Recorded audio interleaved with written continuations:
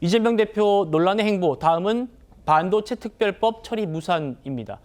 이 대표가 아시는 것처럼 반도체 종사자는 주 52시간 근무에서 예외를 허용하자 이렇게 입장을 냈다가 민주노총이 반발하니까 결국 철회했지 않습니까? 분명히 과거 이렇게 얘기했었습니다.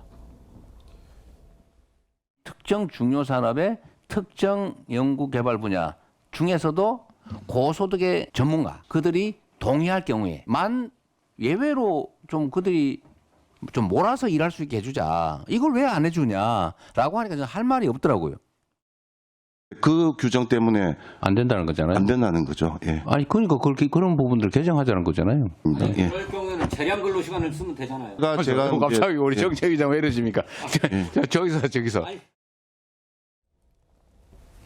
오 대변인. 네. 이렇게 얘기했어요. 이재명 대표. 노사 간의 오해를 풀고 답을 찾아가자. 앞서 보신 것처럼 아주 전향적으로 52시간 이거 예외 두자 이렇게 했던 것에 비하면 굉장히 원론적인 얘기로 마무리가 된 거거든요.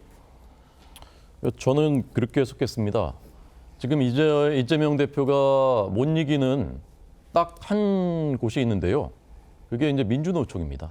민주노총은 이재명 대표가 민주노총만은 이기지 못합니다. 다른 데는 그냥 자기 마음대로 이제 관철을 시킵니다. 그러나 이제 민주노총은 왜 그렇게 눈치를 보느냐? 표가 어마어마하기 때문이죠. 저는 이재명 대표가 지금 하고 있는 뭐 경제, 민생 이런 것들 결국은 다 민주노총을 향해 있다라고 생각합니다. 본인이 아마 저 52시간에 대해서는 본인도 좀 생각이 있었던 것 같아요. 저걸 해주면은 표가 될 거라고 생각한 거죠. 이재명 대표의 반도체 그다음에 AI에 대한 의지 그런 거 보여줄 수 있다고 생각하니까 해보려고 했는데 왜 저렇게 말을 바꿀 수밖에 없었느냐. 민주노총이 워낙 강하게 반발하니까. 그리고 이제 주 4일제 다 마찬가지입니다. 정년 연장.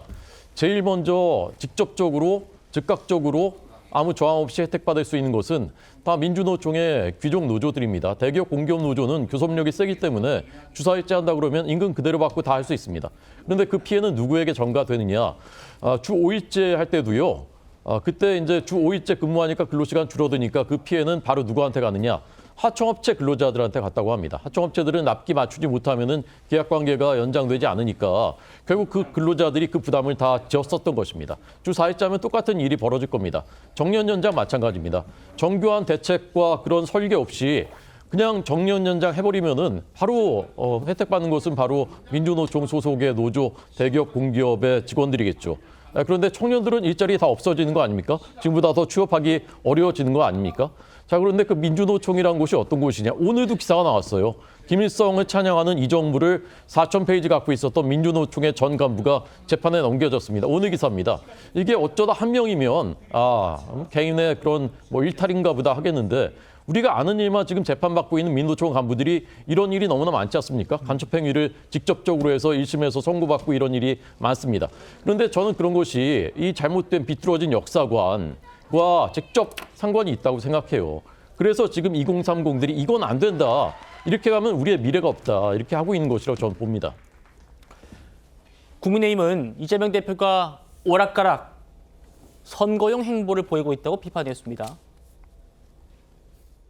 요즘 들어 성장을 외치는데 정작 성장하는 것은 이재명 대표의 거짓말 리스트뿐입니다. 경쟁 국가는 밤낮으로 뛰고 있는데 대한민국 반도체 산업만 민주당 때문에 주 52시간제에 묶여 있습니다.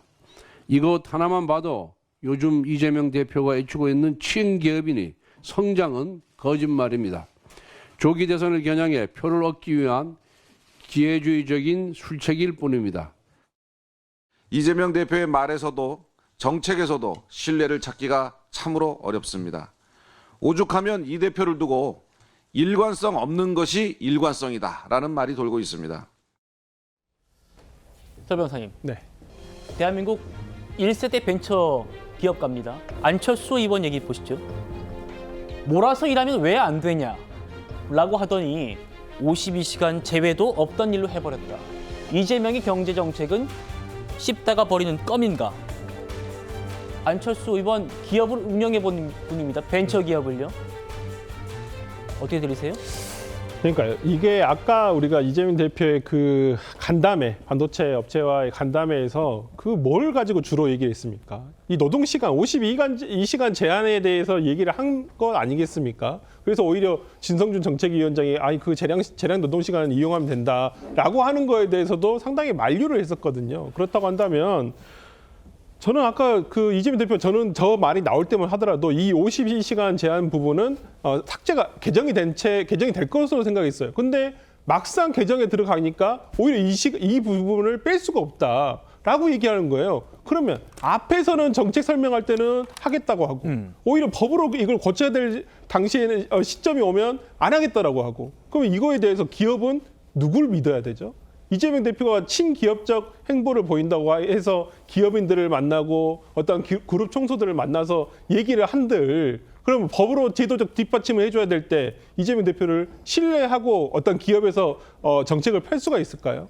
저는 그런 부분에서라면 아예 그러면 개정을 해놓고 이재명 대표가 여기에 대해서 설명을 하는 게 오히려 낫지 않을까요? 그러니까 선행동을 하신 다음에 그 다음에 설명하는 것이 맞지 설명만 주구장창 이렇게 그냥 허황된 설명만 하고 나중에 가서 그 부분에 대해서 뭐 실행을 하지 않는다면 차라리 실망감은 더 커지니까요. 저는 오히려 그 이재명 대표가 지금은 보여줄 모습은 신뢰성입니다. 본인이 아까도 얘기했지만은 왔다 갔다 하고 서로 지켜지지 않는 말만 계속 지속적으로 하고 뭐 언론의 어떤 언론사에 대해서 어떤 찍는다든지 이러한 신뢰성이 훼손되는 일을 더 이상 스스로 더 이어가는 것이 글쎄요. 앞으로 참 야권의 제1주자이고 유력 주자이고 앞으로 지금 뭐 여러 여론조사에서도 가장 유력한 대선 주자 아니겠습니까? 저는 그런 부분에 있어서 참 걱정이 좀 앞서는 것이 참 제 스스로도 두렵습니다.